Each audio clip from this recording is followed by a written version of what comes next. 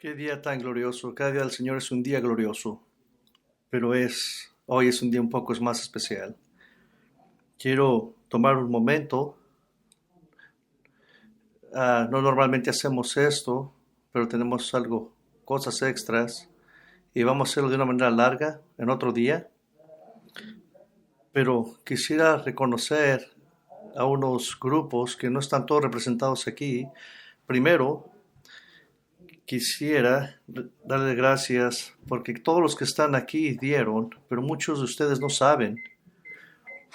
Nosotros usamos un consultante financiero para ver cómo lo íbamos a hacer para hacer esto, y dijo que,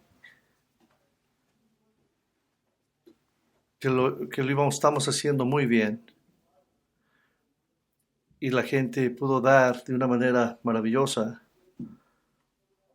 Pero también tenemos otros grupos aquí con nosotros, y tenemos personas muy especiales aquí entre nosotros, y tenemos pintores, tenemos electricistas, tenemos expertos en el aire acondicionado, carpinteros, y todos comparten estos talentos con nosotros. Si usted es una de estas personas, por favor levántese para darle las gracias por todo lo que hizo. Gracias.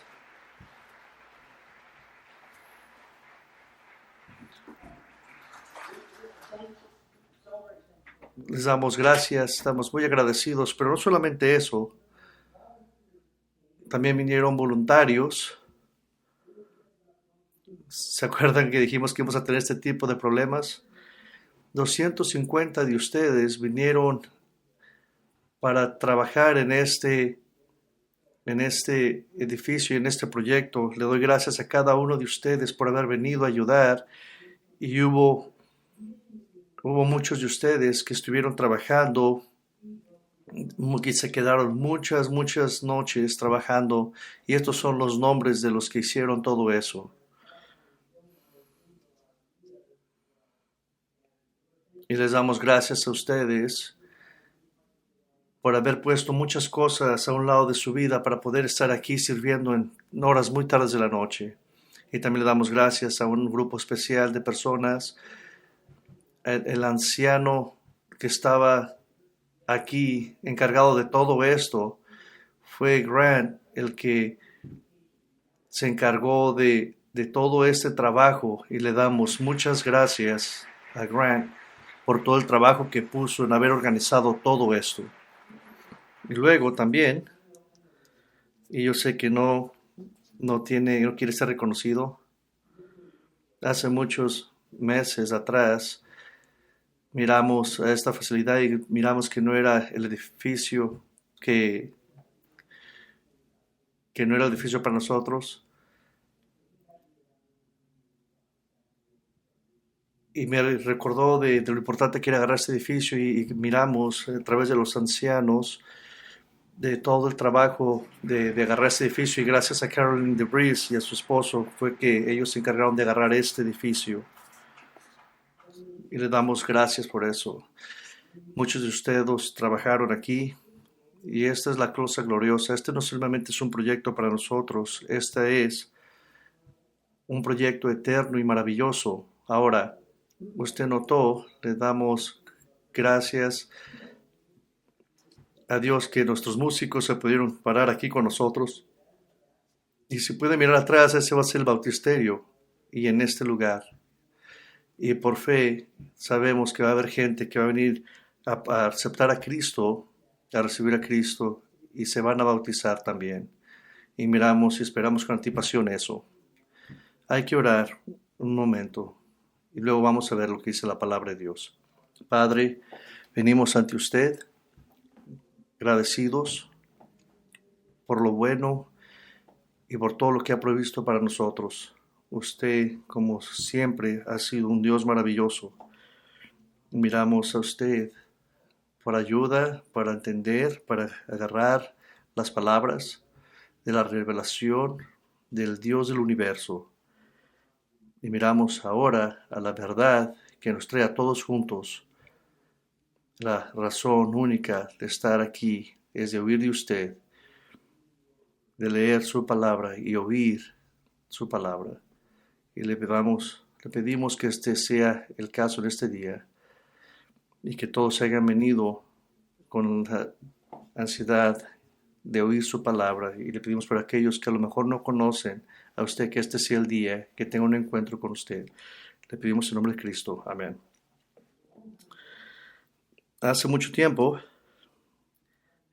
hace 500 años,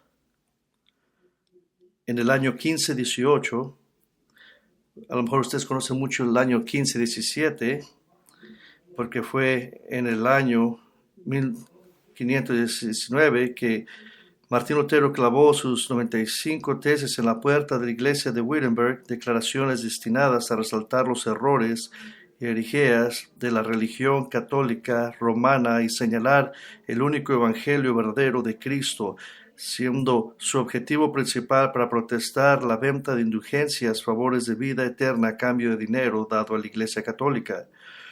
El lugar era Edinburgh, en Alemania, y el evento fue la reunión de la rutina del capítulo general de la Orden Agustina.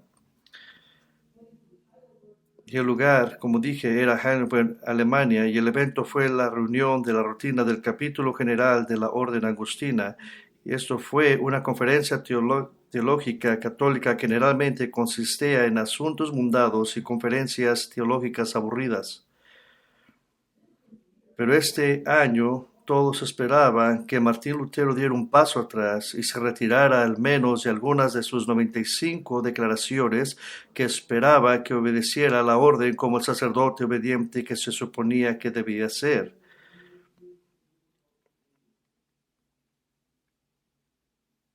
Pero Lutero se levantó para hablar, pero en lugar de recantarse y redefinirse, disparó ambos cañones de la verdad. Habló con calma y amabilidad, con gran paciencia, pero no retrocedió ni una pulgada en lo que se conociera como la disputa de Heidelberg. Usó la idea de la paradoja para luchar contra una de las creencias más profundas de la Iglesia, a veces llamada la teología de la gloria.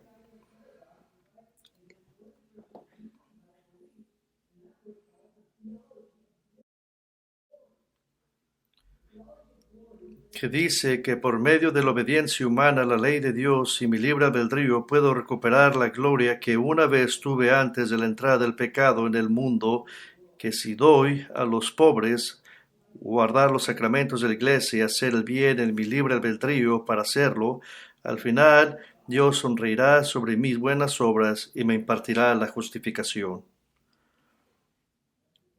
Esa era la teología de la gloria, pero la técnica de la paradoja de Lutero consistía simplemente en decir: esto es lo que dice la Escritura, pero esto es lo que enseña la Iglesia Católica. Y los puso en contra de la palabra.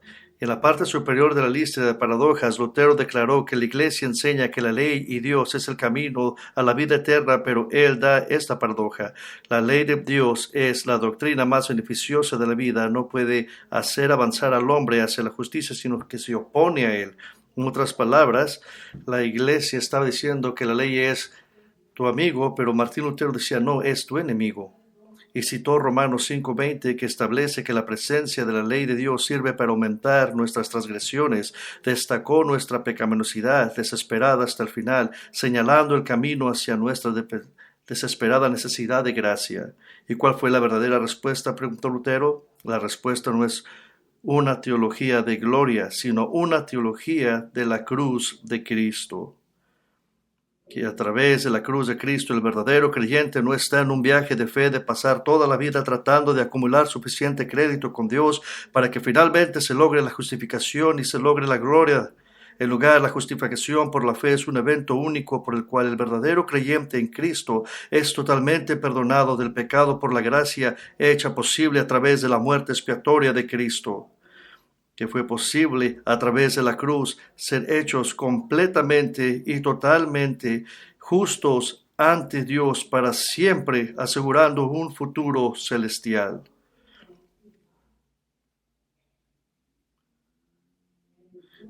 Y en su discurso desmanteló este falso sistema de duda manejada que los sacerdotes podían controlar a la gente de las iglesias, manteniéndolas trabajando perpetuamente para su salvación. Y los sacerdotes tenían ese sistema para manipular a las personas. Algunos de los sacerdotes que asistieron estaban tan conmocionados por la presentación de Lutero del verdadero evangelio arraigado en la cruz que no pudieron continuar enseñando la doctrina católica y comenzaron a predicar la salvación solo por gracia. Algunos de estos mismos hombres fueron luego martirizados por seguir adelante con el evangelio de salvación por gracia solamente a través, fue solo por la cruz de Cristo solamente. Para Lutero todo cambió en la cruz. Desde la iglesia de Jerusalén en el primer siglo, la cruz ha sido el símbolo reconocido de la fe cristiana. El historiador romano Tácito en el primer siglo y Suetonio en el segundo siglo identificaron a los cristianos como aquellos que seguían a un criminal crucificado. Así nos identificaban. Piensen esto. La crucifixión fue, en algunas estimaciones, el medio de ejecución más cruel jamás inventado, porque prolongó el sufrimiento, fue público y humillante e implicó el castigo de todos los sistemas principales del cuerpo humano. Es una forma imaginable de morir. Y sin embargo, este horrible medio de muerte es nuestra imagen y símbolo más precioso, porque para nosotros, mientras recordamos la necesaria muerte expiatoria de Cristo en la cruz, para nosotros la cruz es un símbolo de vida. Dios ha tomado el símbolo más horrible de la crueldad y el pecado de la humanidad y lo ha transformado en una demostración de su amor celestial por el pecador perdido. Y es por eso que la manera apropiada de exhibir la cruz es vacía, porque Cristo murió en la cruz, pero fue resucitado de entre los muertos en pago completo por el pecado. Aquí en nuestra nueva instalación que gentilmente ustedes han donado, la cruz detrás de mí fue donada y hecha con amor por nuestros propios miembros de la iglesia, construida a partir de una viga de un granero de 200 años de antigüedad en Pensilvania. Y es una representación justa de la cruz de Cristo, áspera, dura, dolorosa, pero vacía. Y la cruz detrás de mí permanece como un recordatorio, como un testigo para todos nosotros que la muerte de Cristo es la característica central definitiva de nuestra fe. Y esta mañana, nuestra meta es demostrar que la cruz es central para la misión de gracia aquí en la iglesia y decidimos que nuestro primer domingo aquí sería una mirada directa a la amada cruz de Cristo.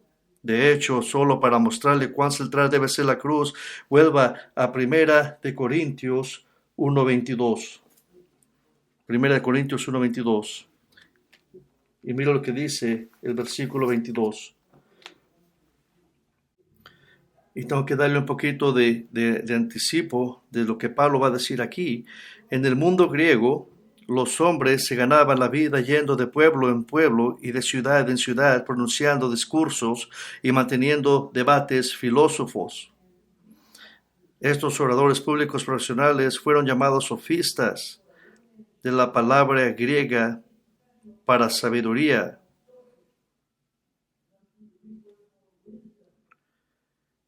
Y algunas familias entrenaron a sus hijos desde pequeños en el arte de hablar en público y actuar y debatir.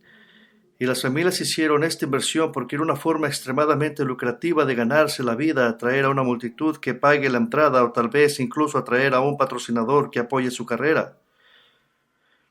Pero el apóstol Pablo predicó el evangelio en la ciudad de Corinto, como está registrado en Hechos 18. El Señor le reveló que ya había preparado a muchos para creer. Pero los creyentes corintios a veces estaban plagados de dificultades y una de esas dificultades era la de estar enamorados de las costumbres y normas mundanas. como la costumbre de la naturaleza entretenida de los sofistas.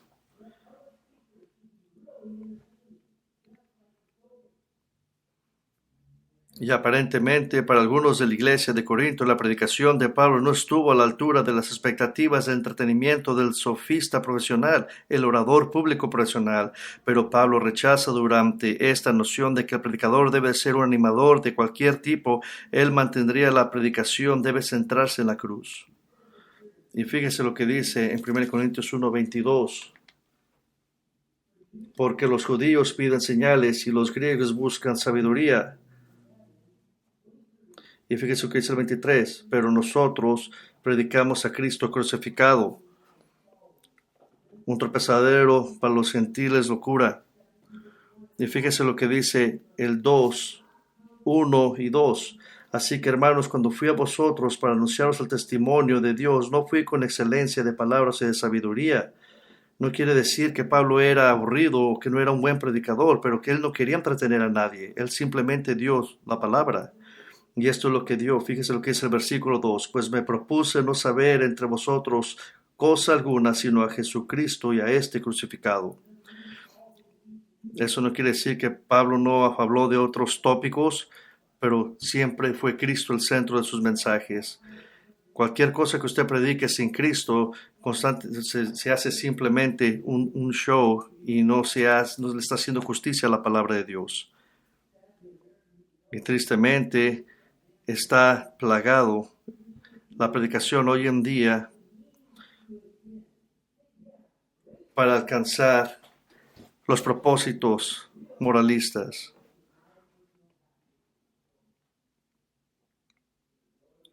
No hay otra palabra para escribir eso es herejía. Yo les digo a cada uno de ustedes que busque cualquier versículo para proclamar felicidad. Es el Evangelio el que hace que la palabra de Dios sea atractiva. Y ahora están consumidas todas las promesas del Antiguo Testamento. Y la cruz es lo que hace a los animales, los sacrificios de los animales absolutos. La cruz hace que la imagen, el simbolismo, el tabernáculo, el templo y el altar del Antiguo Testamento tengan sentido. La cruz es el medio por el cual se cumple la prometida nueva alianza prometida por Dios en el Antiguo Testamento. Eso dice Jeremías 31.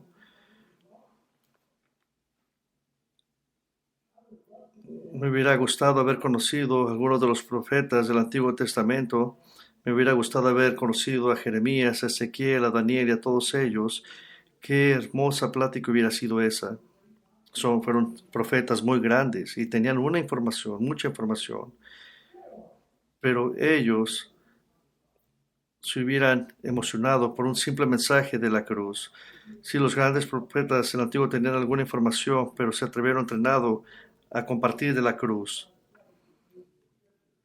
Podemos ver la sangre de Cristo a través de las páginas de la Biblia.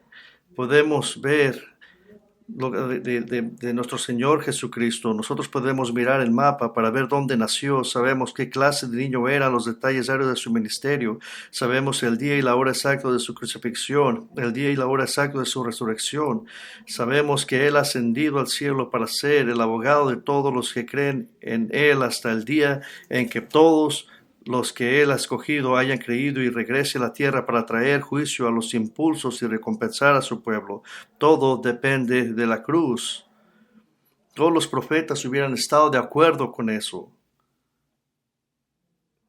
Y todo es por la cruz. Todo depende de la cruz.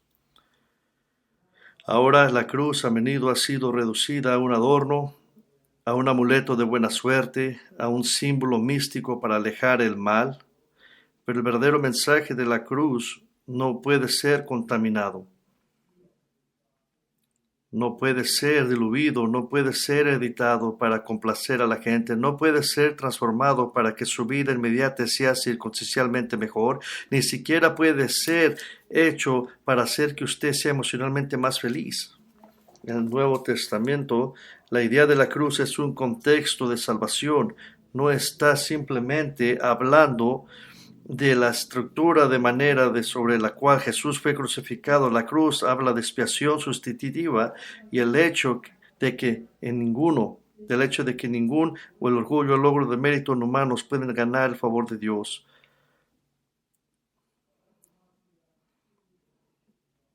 Pero quisiera hablar del verdadero mensaje de la cruz, porque el mensaje de la cruz no es sobre su felicidad. El mensaje de la cruz es algo que nos asusta. Y son realidades bíblicas que deben de ser recibidas, que deben de ser creídas, porque el mensaje de la cruz va más allá que simplemente aceptar a Cristo en nuestro corazón, de cómo empezar una relación con Dios. Y se escucha muy bien, pero eso no es el mensaje de la cruz. Y no tienen el verdadero mensaje de la cruz. Y me gustaría hacer en breve recorrido por algunos otros pasajes del Nuevo Testamento para mostrarles 4 impactantes consecuencias de la cruz. Y estas impactantes consecuencias tienen jugadores en el drama de la cruz. Estas consecuencias involucran el pecador, el falso cristiano, el verdadero cristiano y Dios el Padre. La primera consecuencia impactante de la cruz es la cruz enoja al pecador. Y usted ha de estar diciendo ahorita, este no es un tópico bonito para empezar nuestro primer mensaje aquí en la iglesia, pero tenemos que predicar lo que la palabra de Dios dice. Los pecadores se enfurecen solo porque les llama pecadores. Aunque todo verdadero creyente en Cristo humildemente se llama así, es un pecador salvado por la gracia, pero cuando un pecador dice, ¿cómo te atreves a llamarme pecador?, está probando el punto inherentemente a través de una muestra masiva de orgullo. Y además de eso, no soy quien te llama pecador, Dios es quien hace esta decisión. Fíjese lo que dice 1 Corintios 17. Pues no me envió Cristo a bautizar, sino a predicar el Evangelio, no con sabiduría de palabras, para que no se haga vana la cruz de Cristo. Déjeme paro ahí un momento.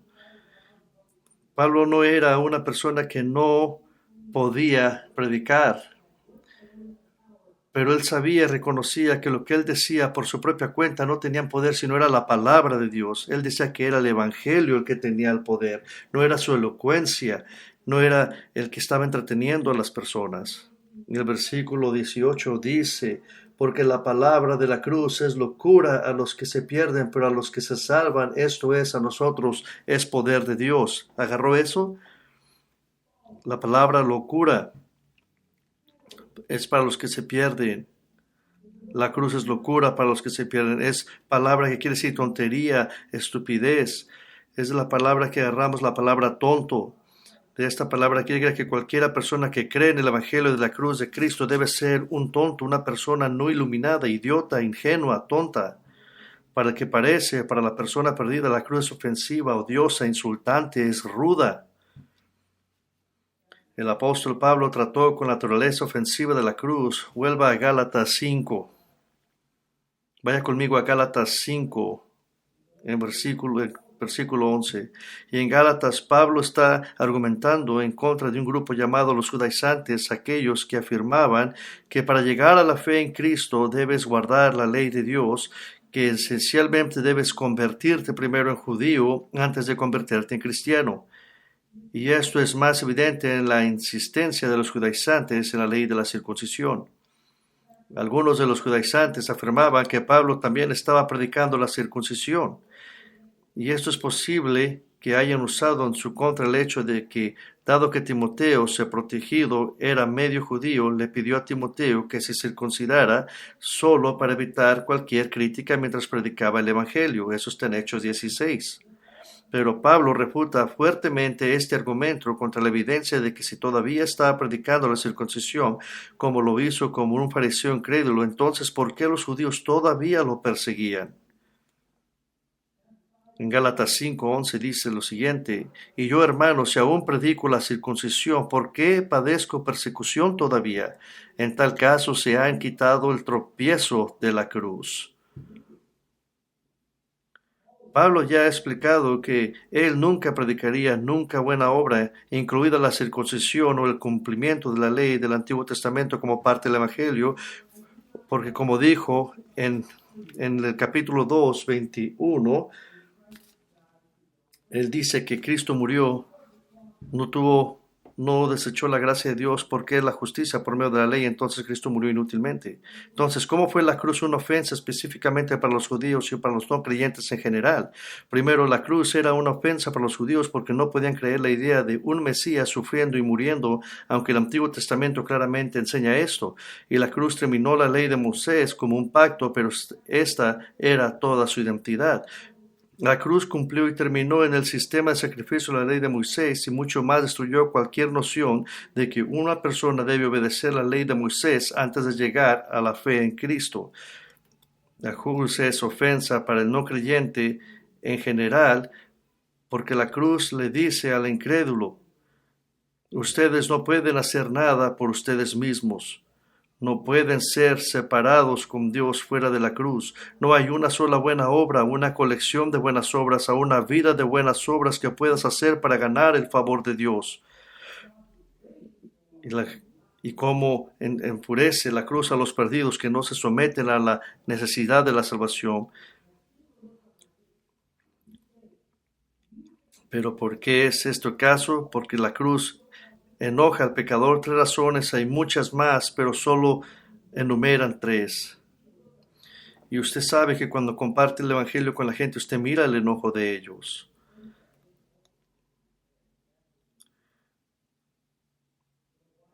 Pero ¿por qué este es el caso? Hay muchas razones que la cruz hace enojar a los pecadores. Déjenme compartir 3 solamente con ustedes. La cruz ofende la sabiduría humana.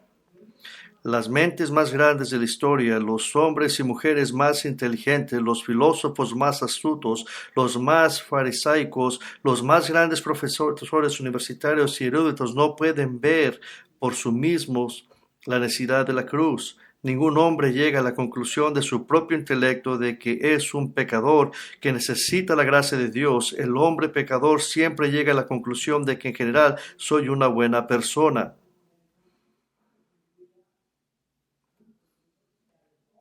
Ese es siempre el caso.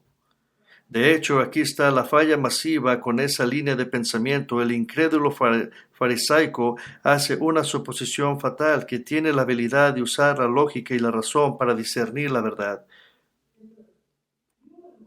Es esa lógica y la razón humanas las que siempre conducen a una vista alta del hombre y una vista baja de Dios. Todo el tiempo pasa eso. La incapacidad para usar la lógica y la razón se prueba fácilmente con la afirmación que a menudo hacen los incrédulos: no hay Dios. Esa es probablemente la declaración más arrogante y lógica que alguien podría hacer porque es completamente improbable. Eso significa que han estado en todas partes del universo, en todo momento, y que tiene la capacidad de ver o percibir a Dios, quien en las Escrituras afirma ser invisible. Eso es lo que están diciendo. Por eso Salmos dice que el necio dice que no hay Dios. En otras palabras, si mi mente no puede comprender a Dios, entonces Él no debe de ser verdadero. Y si en sus pequeñas mentes oscurecidas llegan a la conclusión del pecador natural de que como te atreves a decir que no puedo comprender la verdad espiritual, soy la persona más espiritual que conozco, entonces se enojan porque la cruz no le importa su supuesta sabiduría. Si usted les dice a estas personas que no pueden entender lo espiritual, se enojan. Pero fíjese lo que dice 1 Corintios 2:14. El hombre natural no acepta las cosas que son del Espíritu de Dios porque para él son locura y no las pueden entender porque se han de discernir espiritualmente. La cruz es la certificación humana. La cruz también ofende la certificación humana. El incrédulo no puede llevar la cruz debido a su absoluta simplicidad. Entonces, en lugar de mirar la cruz sobre el cual Dios derramó su ira contra el pecado de Cristo Jesús, en lugar de mirar a todos los que creían en Cristo, el incrédulo se burla de la noción de la expresión sustitutiva. ¿Y qué ha hecho la humanidad? Y han inventado muchas cosas, versiones falsas elaboradas del Evangelio que siempre incluyen complicaciones, obstáculos y barreras. Esto es exactamente por lo que Pablo clamó a la iglesia de la Galacia por añadir a la sencillez de la cruz. Se querían agregar requisitos a la cruz. Ellos querían que la salvación fuera gracia más gracia a la ley de Dios. Pero Pablo le recordó audazmente en Gálatas 2:16, pero sabemos que el hombre no es justificado por las obras de la ley, sino por la fe en Cristo. Así también nosotros hemos creído en Cristo Jesús para ser justificados por la fe en Cristo y no por las obras de la ley, porque las obras de la ley nadie será justificado. ¿Por qué la simplicidad de la cruz ofende al incrédulo? Nos lleva a la tercera razón por la cual se ofenden. La cruz ofende los esfuerzos humanos. ¿No queremos todos tener parte en la salvación? ¿Sabe que no se vende bien en las tiendas? Cosas que usted no le tiene que echar algo para que se hagan. Pero cuando usted compra algo en la tienda, que usted tiene algo que contribuir, usted lo quiere comprar. Incluso el incrédulo que tiene alguna noción o creencia en Dios, cuando se mienten a sí mismo diciendo que todas sus obras le otorgaron el favor de Dios, se ofende ante la noción de que todas sus buenas obras en realidad han sido enfurecido a Dios, porque se ha atrevido a pensar e intentar ser una buena persona moral, rechazando el pago del pecado suficiente para un Dios santo y justo.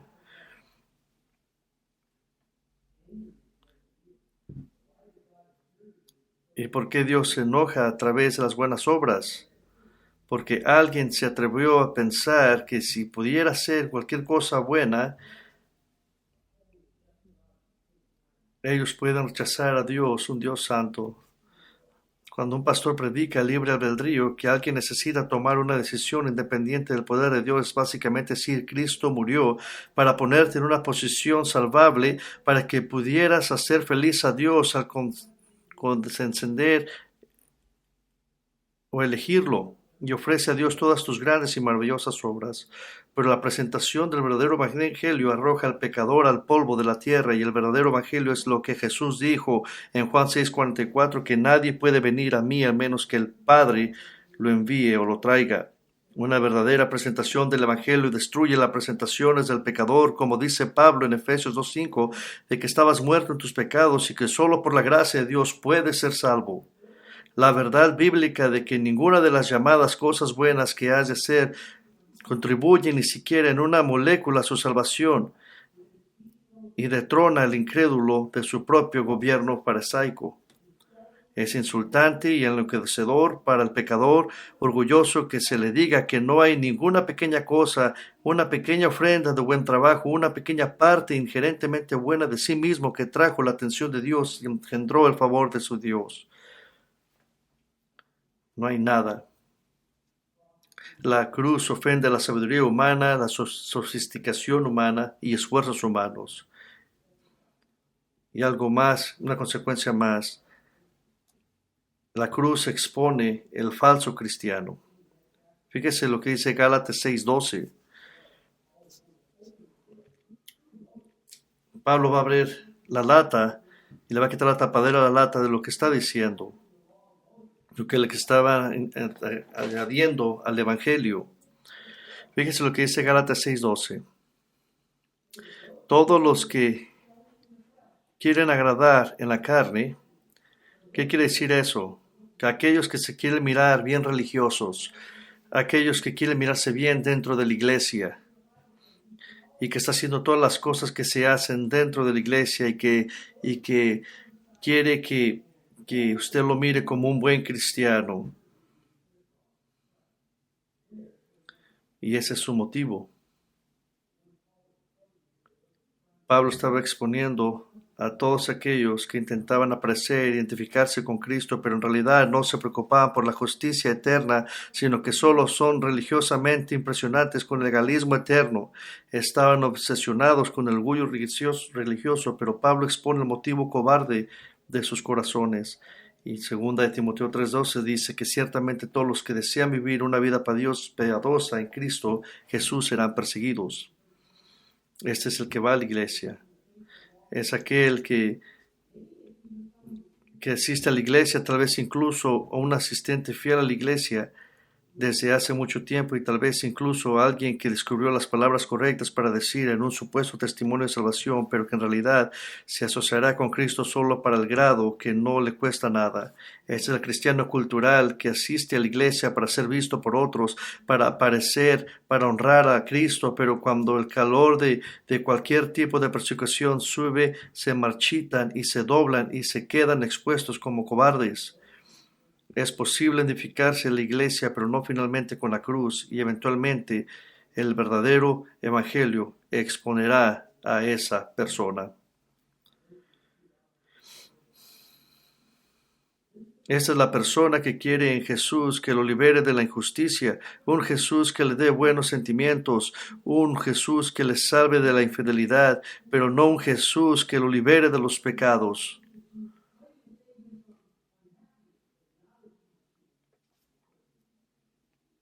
Y en última instancia, el falso cristiano tiene expuesta su justicia propia porque él pelea contra la cruz, él pelea contra la gracia de Dios. Tengo muchos amigos que son pastores, pero un tópico de conversación es, ¿cómo sabes tú cuando tienes un cristiano falso? Porque la palabra de Dios dice que eso pasa. Y hay algo, hay una manera, una dinámica que puede usar para ver a un falso creyente. Es algo que lo delata. Es una realidad que a lo mejor no ha sido regenerado. No importa cuántos estudios vaya, esta es la señal de que es un falso creyente. Es la razón que porque nunca recibió la gracia de Dios, nunca va a poder extender gracia a los demás. No llama a la iglesia. Él se encaja en lo que Spurgeon decía, la persecución oculta. Y él cree que es un merecedor más de la palabra que lo que Dios ha dado. Juan dice que el verdadero cristiano desea estar con los cristianos porque nos gusta estar los unos con los otros. Y nos gusta convivir con nuestros hermanos. ¿Por qué? Porque somos dos pecadores que hemos encontrado gracia.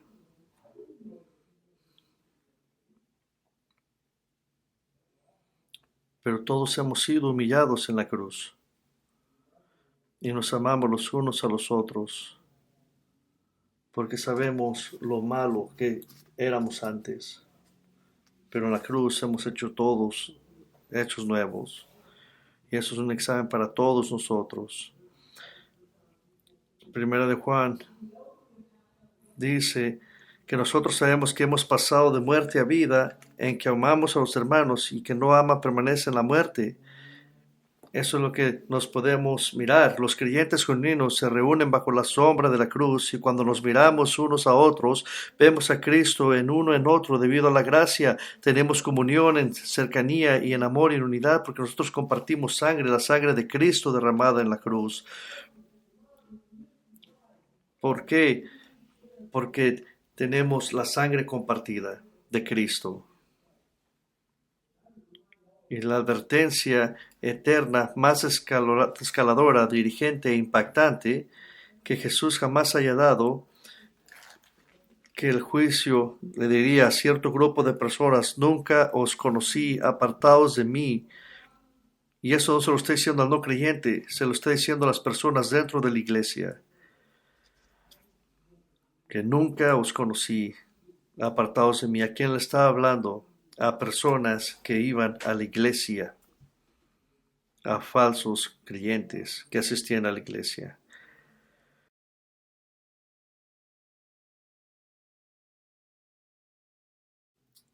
La cruz mata al verdadero cristiano. Esto se está poniendo muy feo, ya no quiero venir a la tarde. ¿Por qué quisiera predicar tanta negatividad en nuestro primer domingo? Y mire, en Gálatas 6:14, fíjese el contraste. Pero lejos esté de mí gloriarme, sino en la cruz de nuestro Señor Jesucristo, por quien el mundo me es crucificado a mí. Pablo acaba de decir que los legalistas quieren jactarse de hablar convencido a la gente de seguir la ley de Dios, pero Pablo dice, yo no. En el libro de Filipenses dice Pablo y da el caso de que él pudo haber sido el mejor judío de todos los tiempos, pero él dice, yo no quiero nada de eso. Mi única ganancia es la cruz de Cristo. Y luego Pablo lanza estas dos bombas teológicas. Primero, debido a la cruz, el mundo ha sido crucificado para él, lo que significa que los sistemas del mundo, todo lo que era importante para él desde el punto de vista carnal, logros humanos, riqueza, poder, fama, gloria, esperanza y sueños, tiene todo muerte en la cruz. Esto es conmovedor. ¿Quieres decir que la fe cristiana no se trata solo de hacer mis sueños se hagan realidad, de darme mi mejor vida ahora, de estar junto a mis anhelos y mis aspiraciones, de que Jesús me ayuda o a lograrlo? De hecho, la cruz te quita tus sueños. Te promete persecución en esta vida. Mata y entierra tus anhelos y aspiraciones y te promete persecución.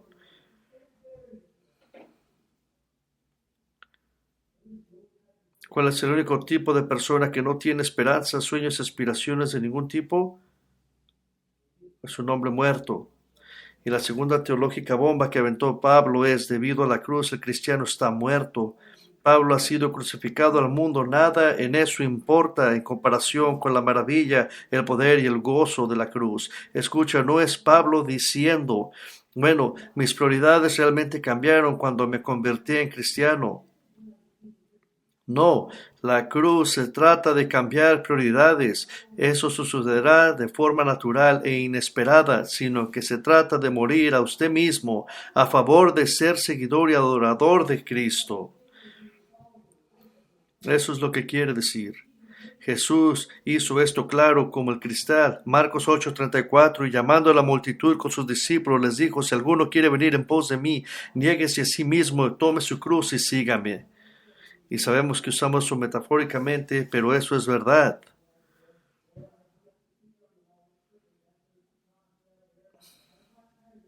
Y eso no quiere decir que cargar nuestra cruz es las cosas mundanas de la vida. Y yo entiendo esa metáfora, pero esa no existía cuando Cristo estaba caminando aquí en la tierra. Lo que Cristo estaba diciendo era que muriera a usted mismo. De hecho,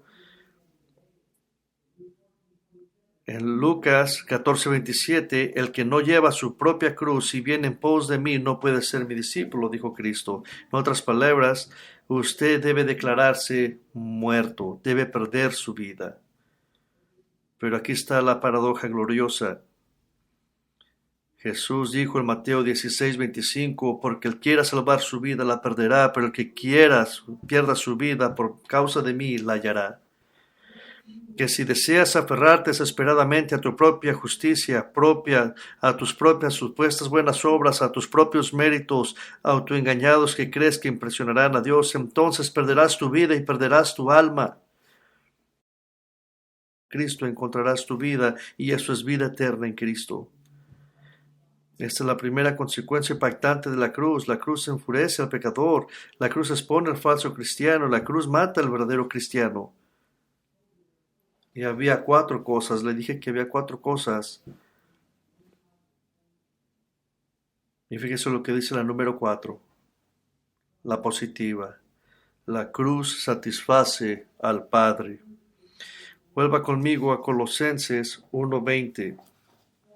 Pablo acaba de escribir quizás la declaración individual más grande de la persona y obra de Cristo en toda la Biblia, que Cristo Jesús es la imagen de Dios, que Cristo Jesús creó todas las cosas, que Cristo Jesús sostiene poderosamente el universo junto con que Cristo Jesús la cabeza de la iglesia y que en él habita la plenitud misma de Dios. Entonces Pablo culmina esta gloriosa exposición de la persona de Cristo con la obra redentora de Cristo. En Colosenses 1:20 dice, y por medio de él reconciliar consigo todas las cosas, así que están en la tierra como las que están en los cielos, haciendo la paz mediante la gracia sobre la cruz. Y a través de Cristo el creyente ha sido reconciliado con Dios, que se ha hecho paz con Dios. Pero ¿cómo es esto posible? ¿Qué sucedió en la cruz que los reconcilió? Entiendo las buenas intenciones de aquellas personas que ponen signs en los freeways que dicen que Dios murió por pecadores, pero no explica por qué no explican por qué Dios lo hizo. En Colosenses 2:13 dice, fíjese lo que dice, Colosenses 2:13, 14. Y a vosotros, estando muertos en pecados y en la incircuncisión de vuestra carne, os dio vida juntamente con él, perdonándolos todos los pecados, anulando el acta de los decretos que había contra nosotros, que nos era contraria, quitándola del medio y clavándola en la cruz. ¿Qué es el registro de deudas? Es verdadera culpa judicial bíblica. Cuando el mundo habla de la culpa, piensa que es una emoción, incluso piensan algo que ellos hicieron, pero eso no está en las Escrituras. Esto es algo más tangible, es algo legal que Dios tiene en contra de usted, que demanda un pago. Es un documento escrito y quiere decir que es una deuda que le debemos a alguien, algo que nosotros debemos. ¿Se acuerda cuando usted compró su casa? Esto es lo que es. Usted debe algo. Y este récord de que algo que debía es algo que usted escribió con su propia mano y usted podrá decir, espérate, pero ¿cuándo hice esto? Sí, usted lo hizo. Cada vez que usted peca, usted firma ese documento una y otra vez. ¿Cuál es el récord de que usted le debe a Dios? Usted le debe a Dios. ¿Y qué tan grande es lo que usted le debe a Dios? Hebreos 2 dice que toda la violación de la ley de Dios será contada en su contra. Cada mentira, cada vez que manipulaste a alguien para tu propio beneficio, cada mala actitud, cada acto de insubordinación, cada pensamiento impío, cada palabra irrespetuosa, cada mirada irrespetuosa, cada mueca de ira, todas esas cosas. Fíjese usted piensa alrededor de 50,000 pensamientos por día. Así que incluso si fueras 99.9 justo, eso sigue siendo 500 pensamientos pecaminosos por día. Eso no cuenta todos los pensamientos pecaminosos sobre los que haces cuando te acuestas. Y justo ahora es cuando los no creyentes comienzan a tratar de justificarse, pero he hecho muchas más cosas buenas que malas.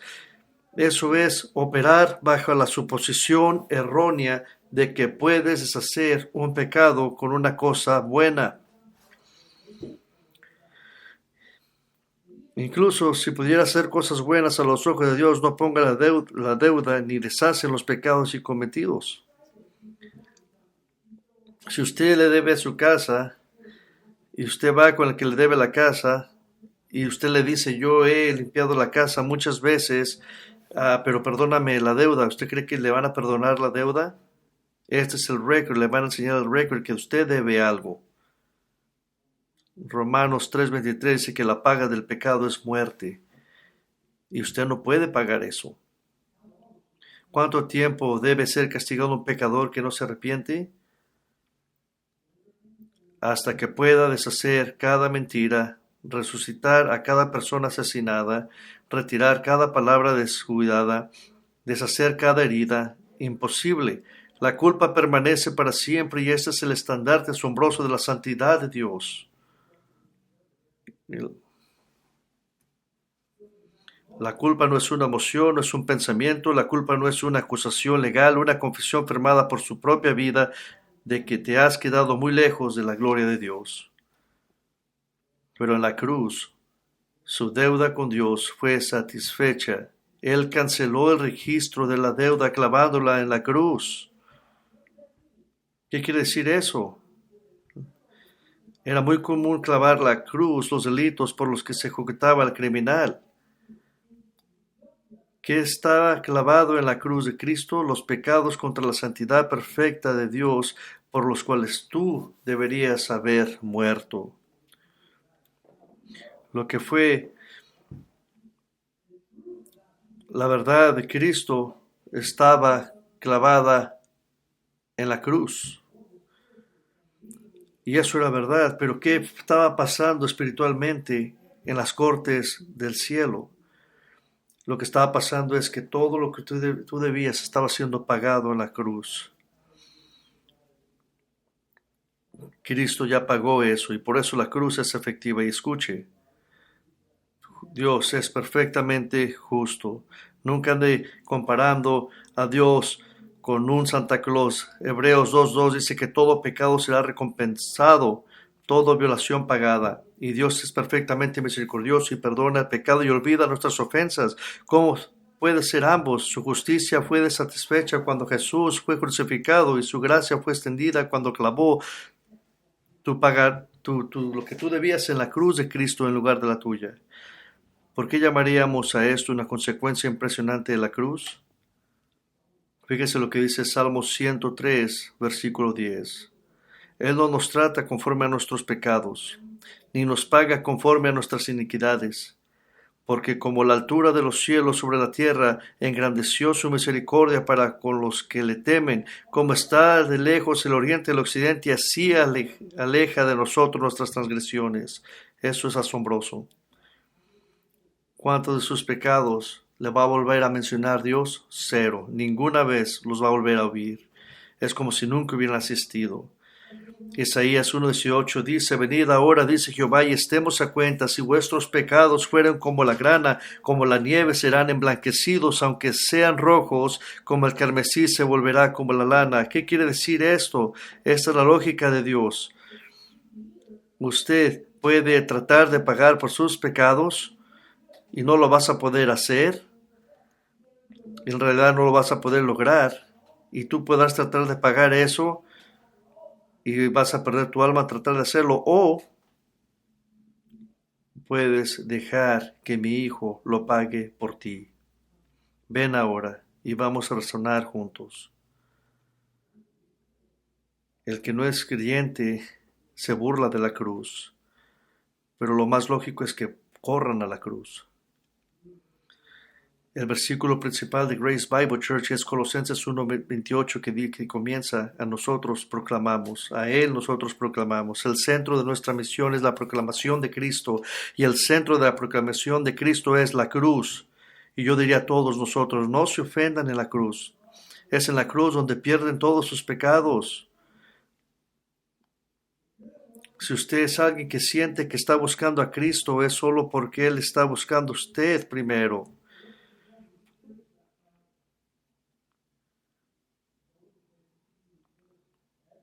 Lo puedo poner de esta manera: la cruz está abierta para negocios espirituales.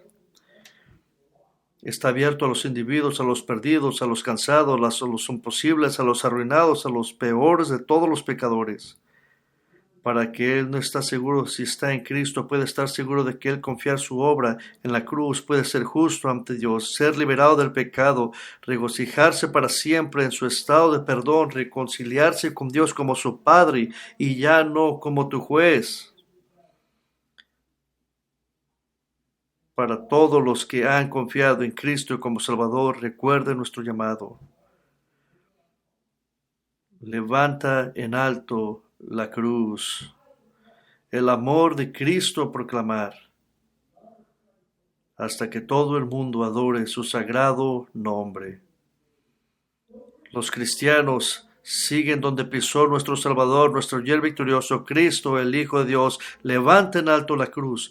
El amor de Cristo proclama hasta que todo el mundo adore a su sagrado nombre. Ese es su llamado y ese es mi llamado. Y que Dios nos use a nosotros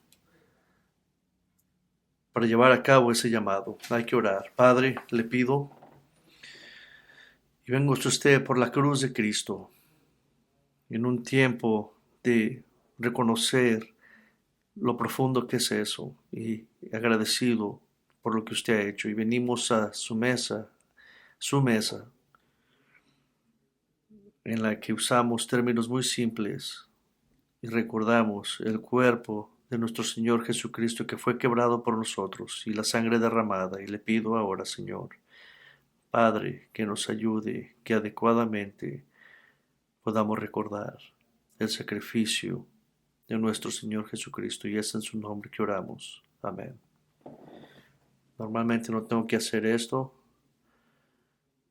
Déjenme explicarles cómo lo vamos a hacer. Vamos a compartir la mesa del Señor y vamos a hacerlo en un momento. Si usted está sentado en las partes de afuera, usted venga en medio, uno a la vez, y va a agarrar los elementos de la Santa Cena y va a regresarse alrededor otra vez. Y para los de medio, vamos a pensar un poquito. Usted se va a ir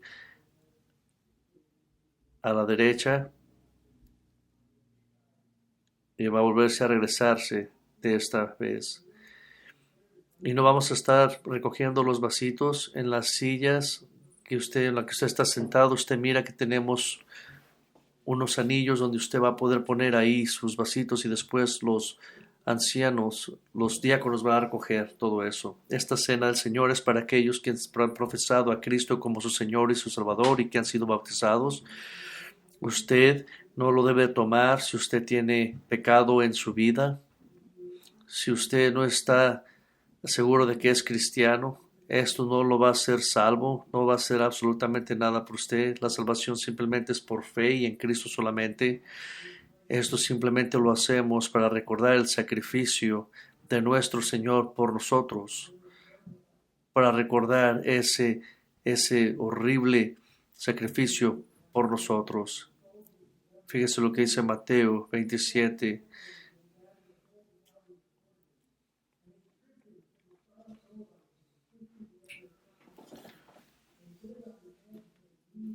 Cuando lo recuerda,